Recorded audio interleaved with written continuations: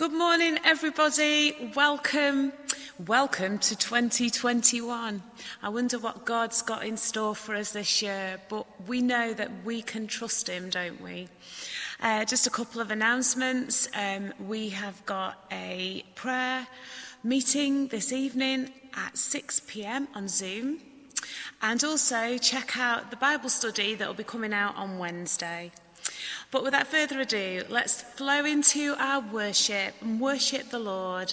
And then after that, Simon will bring us a New Year challenging message.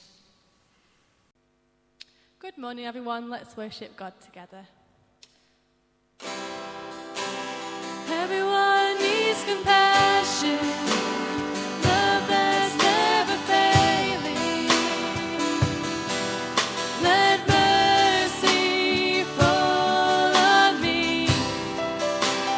Everyone needs forgiveness, the kindness of a Savior, the hope of nations.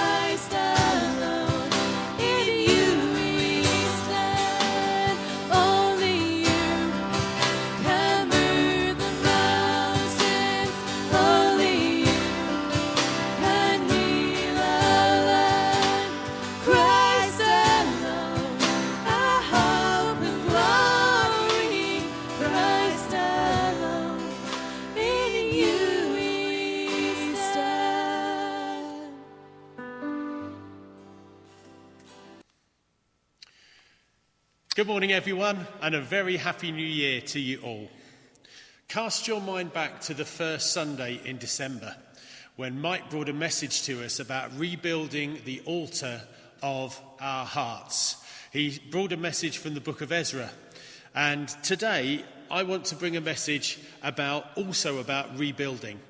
But today my message is entitled Rebuilding the Walls.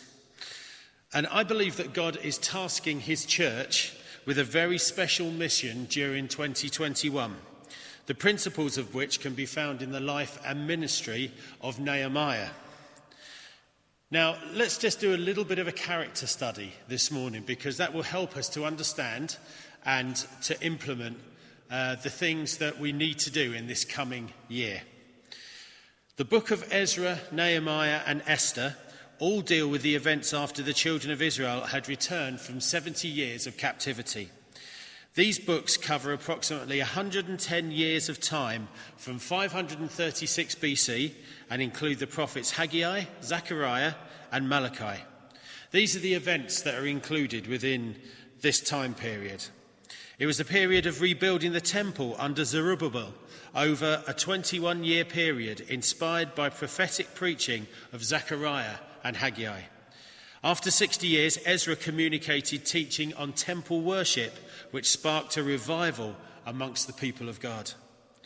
After 13 years, Nehemiah returned to rebuild the walls, and Malachi may have prophesied at this time.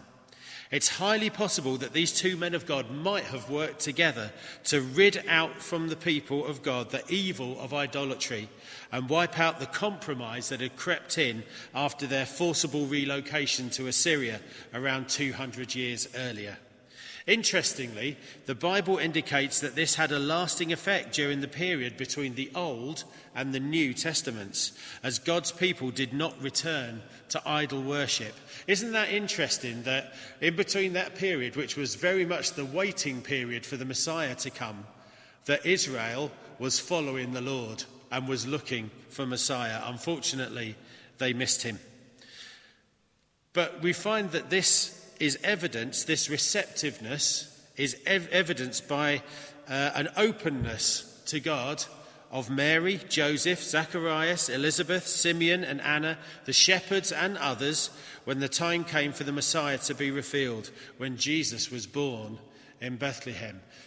These particular people, do you remember the people that we talked about that God made do with, were actually listening and looking for the coming of Messiah. The book of Nehemiah was written around 430 BC. Ezra had been in Jerusalem for about 13 years when Nehemiah came to Jerusalem in 444 BC. So Nehemiah covers the events between 444 BC and 432 BC. I give you this background so that we can understand fully what's going on at that time. It's thought that the book of Nehemiah could have been named after the person who is mentioned in the first part of verse 1 of chapter 1, the words of Nehemiah, the son of Hakaliah. However, in the Hebrew scriptures, Nehemiah and Ezra were originally one book. Many scholars consider Ezra to be the author and compiler of Ezra Nehemiah, as well as 1 and 2 Chronicles.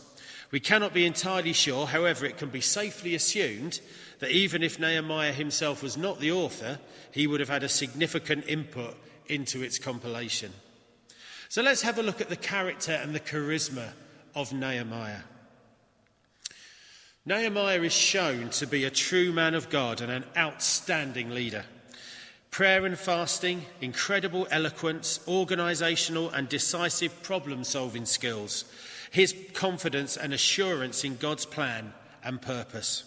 All these qualities display the man he was, but the most important element of his character is his willingness to offer his life as a living sacrifice to God, as we will see in just a moment. Nehemiah stands for us today, especially as we enter into 2021, as a great example of the practical side of faith. Whilst Ezra focused on the spiritual renewal, rebuilding the altar of your hearts, Nehemiah sometimes has been referred to as the James of the Old Testament because he challenged the people to show their faith through their works in rebuilding the walls of Jerusalem. Nehemiah received bad news from some men who had come to Persia from Judah. He agonized over the condition of God's people, so much so that when he heard that the Jews were in distress and greatly oppressed and that the walls of Jerusalem were in ruins, he wept, he mourned, he fasted and he prayed. The situation of Jerusalem drove Nehemiah to his knees, and for days he prayed and mourned for the city of God and its people.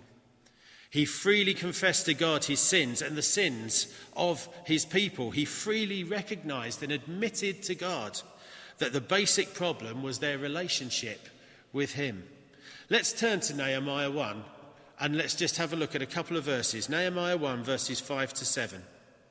It says, "And I said, I pray, Lord God of heaven, O great and awesome God, you who keep your covenant and mercy with those who love you and observe your commandments, please let your ear be attentive and your eyes open, that you may hear the prayer of your servant, which I pray before you now, night and day, for the children of Israel, your servants, and confess the sins of the children of Israel, which we have sinned against you.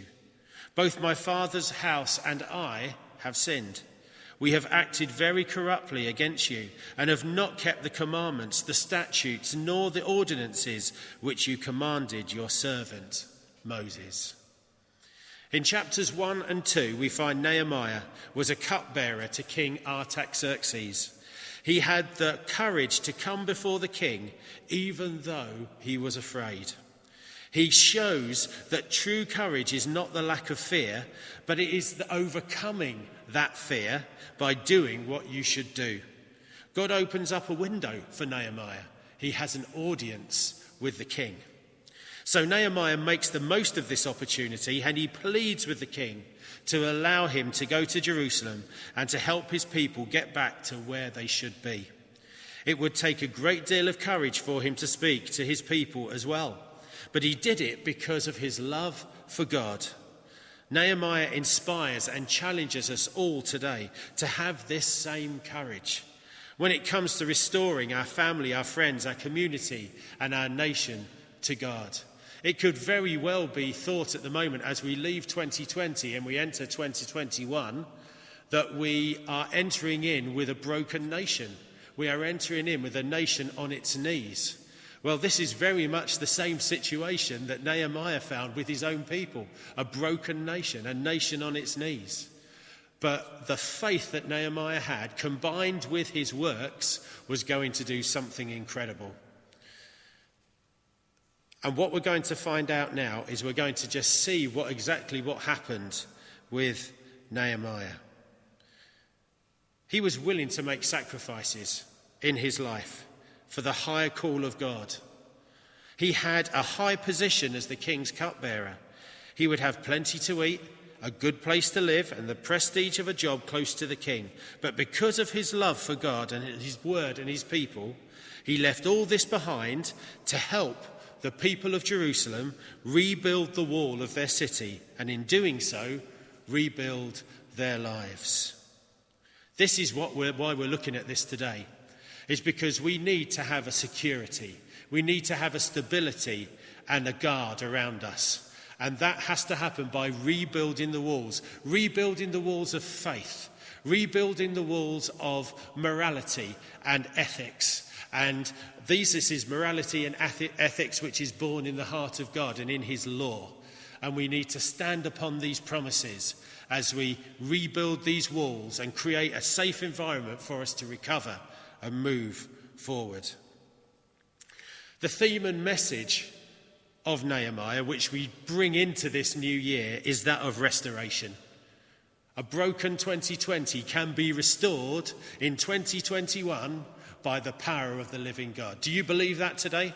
Do you believe that? Do you believe that the brokenness that we have suffered can be healed? I do, because through Nehemiah we see this message of restoration. One thing we notice is Nehemiah did not attempt to design and construct new walls with new material. Instead, most of the wall was rebuilt using the old stones. Isn't that a fantastic picture? God is calling us to rebuild the wall with the old stones of faith, with the old stones of the promises of God, with the old stones of the I will. I will do this, God says. I will if you will. I will help you build the new wall. I will help you rebuild the wall if you obey me, if you follow me, if you do what I tell you to do. The original wall was built to protect the Jews from their enemies. But during the sacking of the city, when God's peoples were carried into exile, the walls were completely destroyed. While the walls were down, it made the Jews vulnerable to attacks. Without the walls, there was no defense for the city.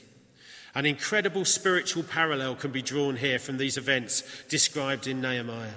The walls, or the protection of our society, our community, political, morally, ethically, have been broken down, totally broken down. All these areas are vulnerable to attack from the powers of evil and from the spirit of the world.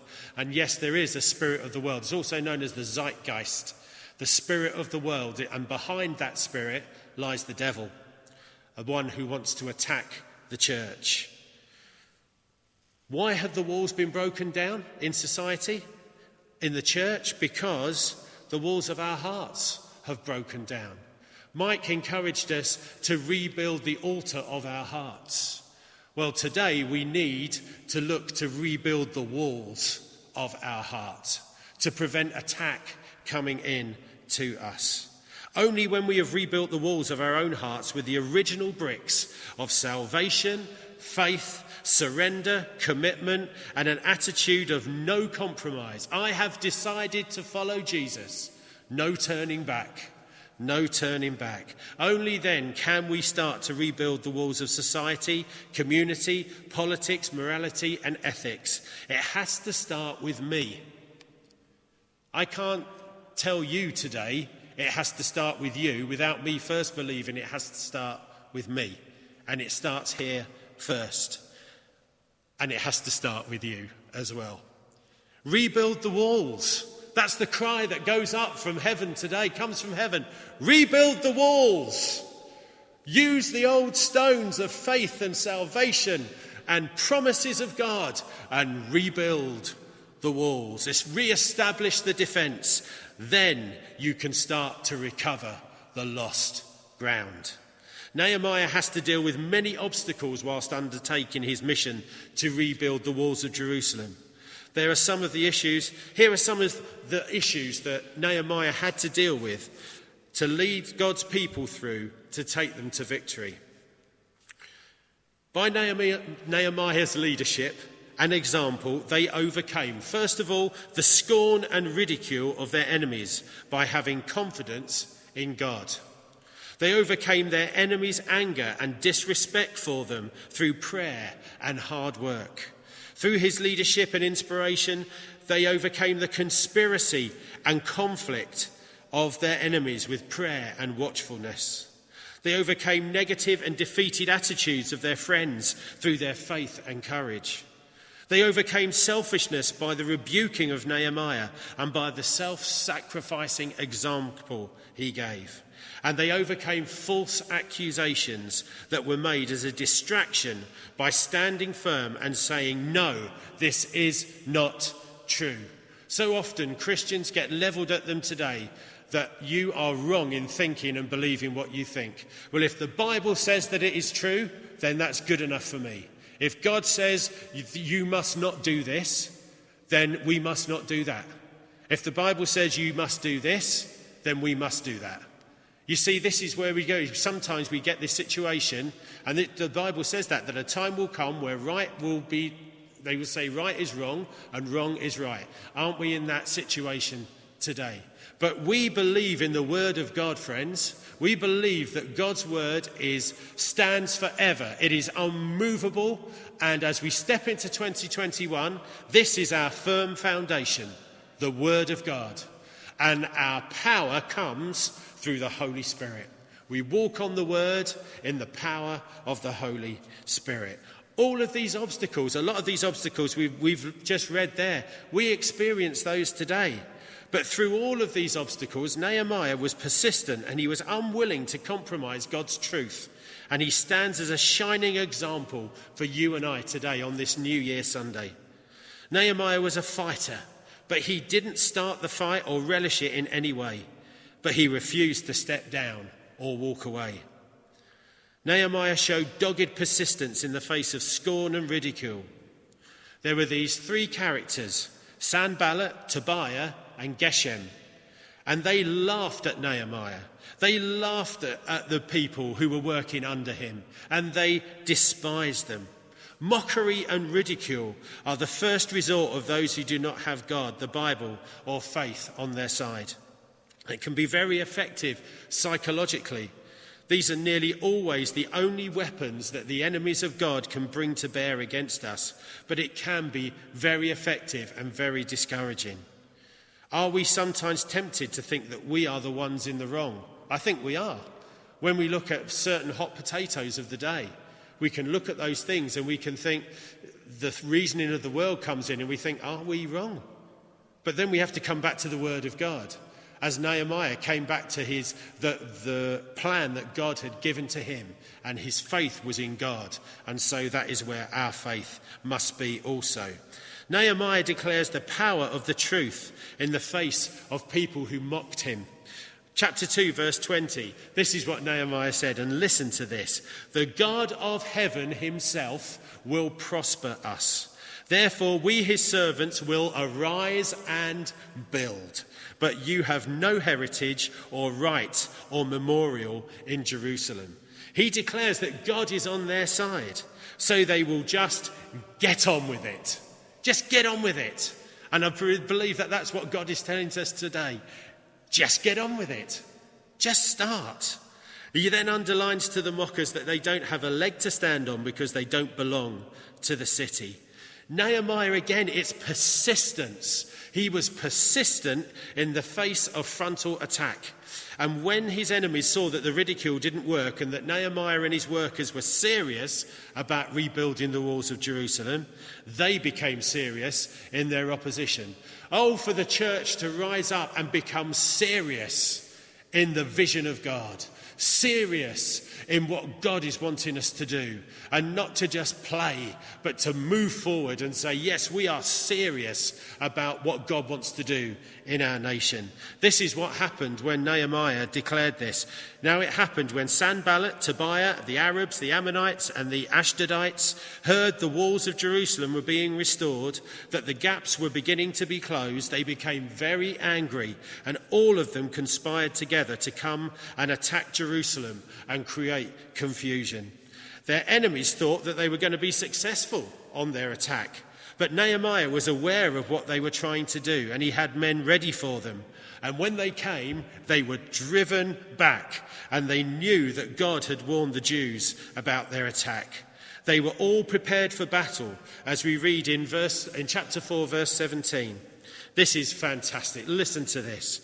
Those who built on the wall and those who carried burdens loaded themselves so that with one hand they worked at construction and with the other hand they held a weapon. Isn't that incredible? What a wonderful picture this is for us as followers of Jesus Christ today. We have a job to do in 2021, church. We have a job to do, and that job is to be done as the Lord works with us to build the kingdom of heaven. In one hand, we have the tools that he has given us to build, which are revealed to us in the Holy Spirit, the fruit of the Spirit: love, joy, peace, patience, kindness, goodness, gentleness, faithfulness, self-control. These are the tools, the fruit that comes out and helps us to build. And in the other hand, we hold the word of God. We hold the word of God, which is the sword of the Spirit. In one hand, a tool to build, and in the other hand, a weapon. Oh, what a picture as we walk into this new year. The result? Well, Nehemiah and the people of God, for them, was a completed wall. Chapter 6, verses 15 and 16. So the wall was finished on the 25th day of Elul in 52 days. And it happened when all our enemies heard of it and all the nations around us saw these things, they were very disheartened in their own eyes. For they perceived that this work was done by our God. Notice that it wasn't perceived that the people had done it, that it was done by God. And that's what we want to see. We don't want people to say, look what the church has done. We want people to say, look at what God has done. Look at what God has done. And it is marvellous in our eyes. Some will say it is terrible in our eyes because they don't want to see it. But for those whose hearts are open, they will say, look at what God has done. And it is marvellous in our eyes. This united effort is short-lived, however, because Jerusalem falls back into apostasy when Nehemiah leaves for a while. After 12 years, he returned to find the walls strong, but the people weak. But he set about the task of teaching the people morality, and he didn't hold back. These are words we need to hear, friends, in the church and in the world as well. This needs to be heard. Excuse me. Chapter 13, verse 25.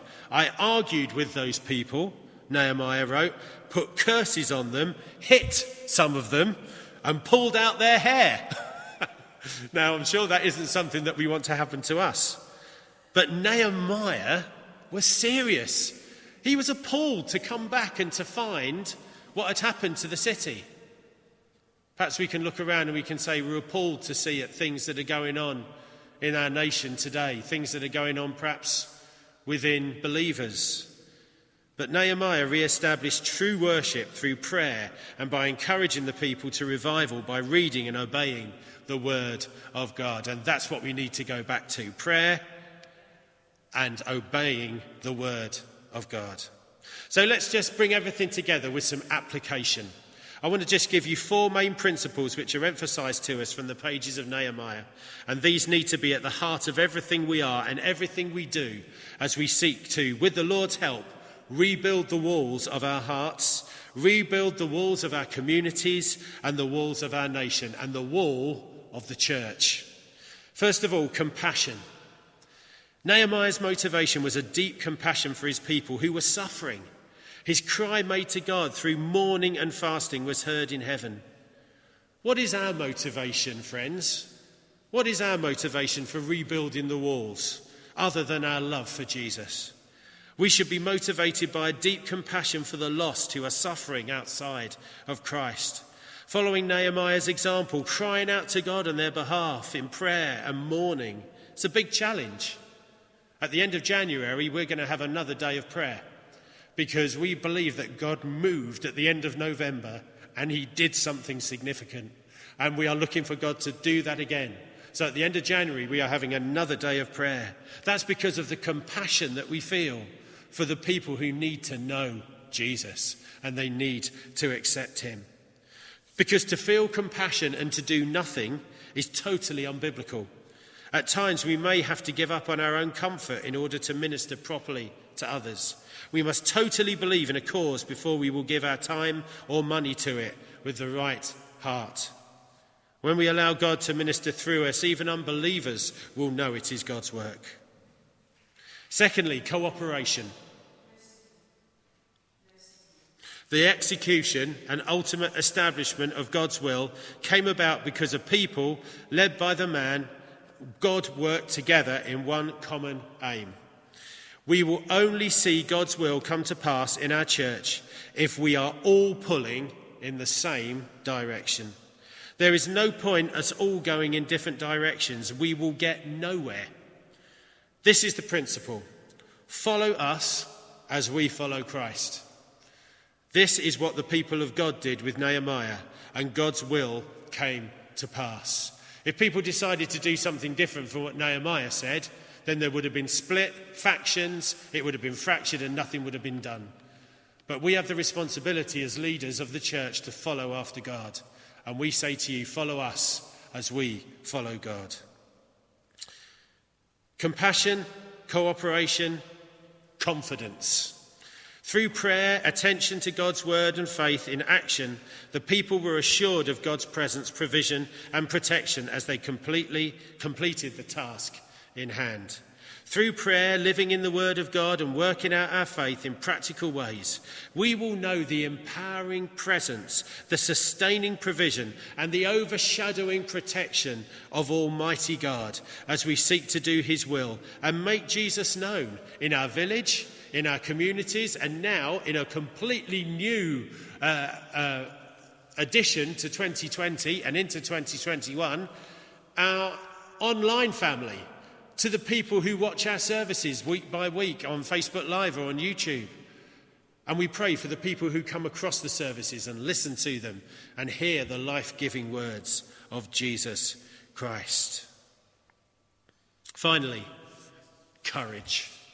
Courage. Nehemiah was a courageous man. He refused to compromise on the purpose and promises God had given him. This resulted in a sanctified determination to see God's will come to pass. You see, courage isn't the absence of fear. It is the refusal to compromise or allow anything to turn you away from your purpose in the face of opposition. The Hebrew word for courage is chazak. God is our source of chazak, of courage. This is not passive. It requires taking hold of and being courageously strong in your faith. In Psalm 27, verse 14, it is being used as a verb, as a doing word. Wait on the Lord, be of good courage, and he will strengthen your heart. Wait, I say, on the Lord. Chazak is a bold word describing the believer's confident courage that is only perfected while waiting for God in the mighty power of God. Be brave. Be strong, take courage, don't give up. God is in the chaos and in the storms of life. God has been in 2020. Don't think that he's left us on our own. He hasn't. He has been doing, God told me this right at the beginning of the pandemic. He said, I am doing things of which you do not know. I am doing things, amazing and wonderful things of which you are unaware. And he continues to do them. And as we go into 2021, we will see, I'm sure, the fruition of many of these things.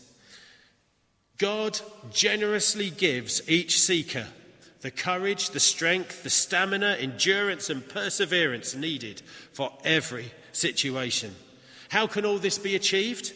How can we possibly achieve this? We find the answer in chapter 8, verse 10 of Nehemiah, probably the most famous and well-known verse that comes out of the book. The joy of the Lord is your strength.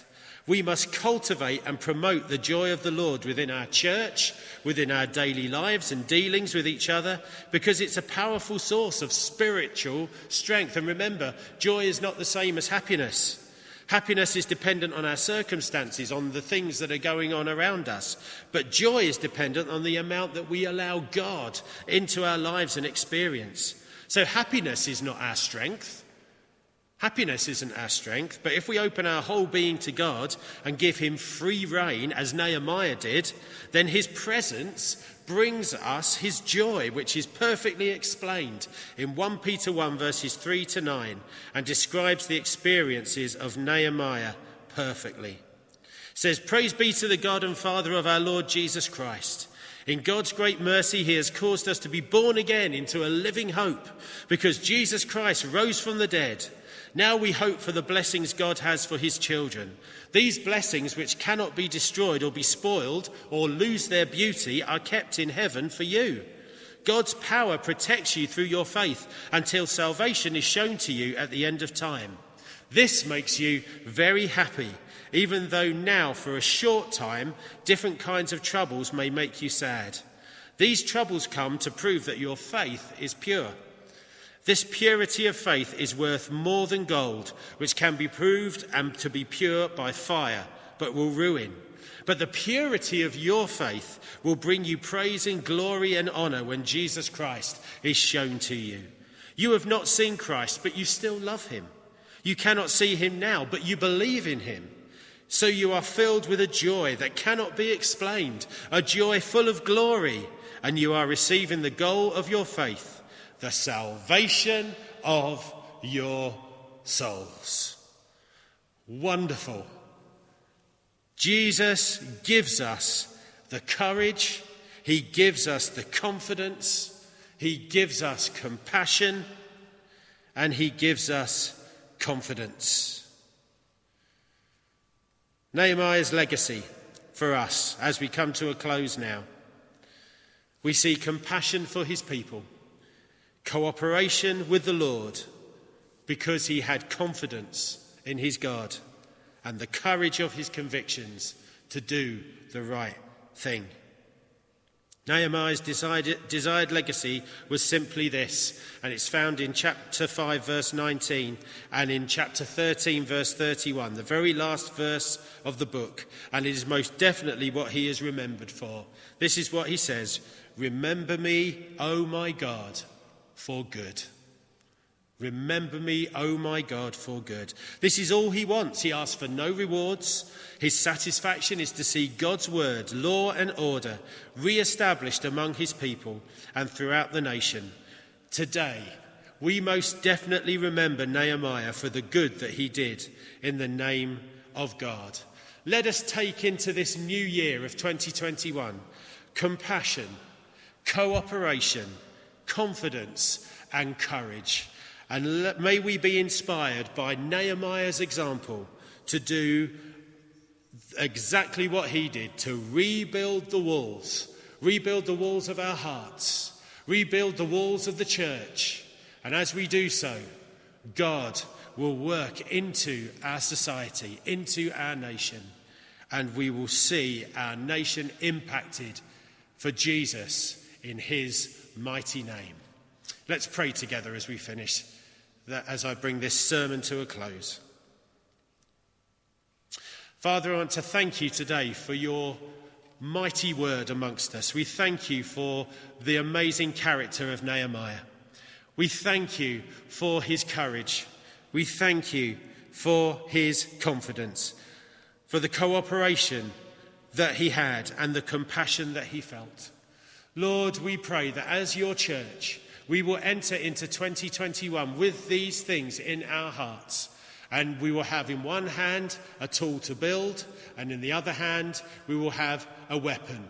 The fruit of the Spirit in one hand and the sword of the Spirit in the other. Help us, Lord, to walk humbly before you.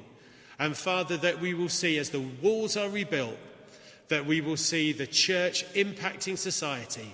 And people will say this year in our nation, look at what God has done.